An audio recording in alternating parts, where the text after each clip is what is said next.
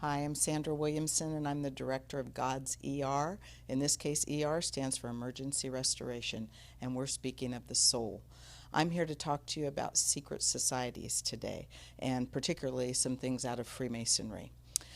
It was brought to my attention several years ago that when people join secret societies and make vows and oaths to those societies, that when those are broken, it opens that person up and the family line to what the enemy, in this case the demonic sources, would be able to do in our lives.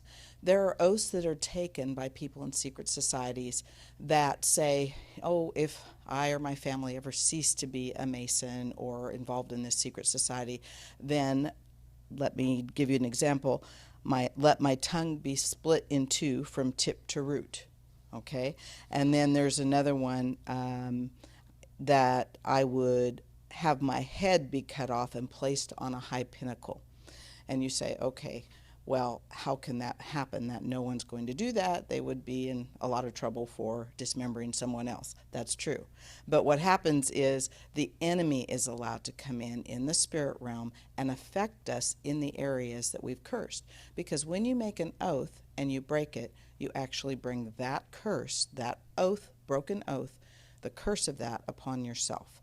And so in this case, when we have someone saying these things and the other things in these vows, and then they cease to be a Mason, their family members cease to be Masons, it brings that curse in the family line. I'll give you an example.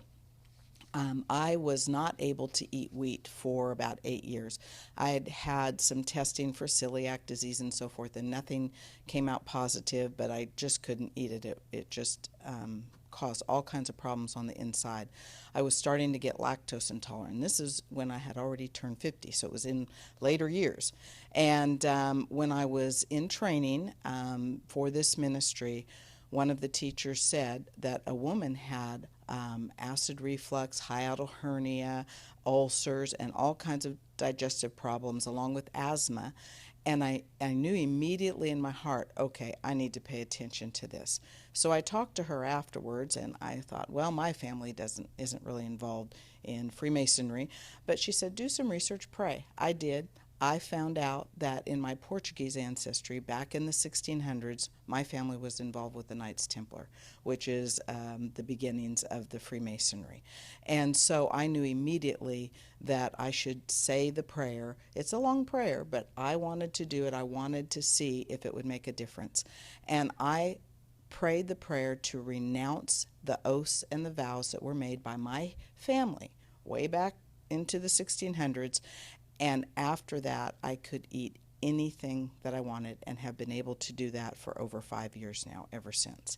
I've had other people come in with the same problems, being allergic to pineapple or mushrooms or whatever, not that it would cause them to go into shock and possibly die, and they went through the prayer and now they can eat anything as well.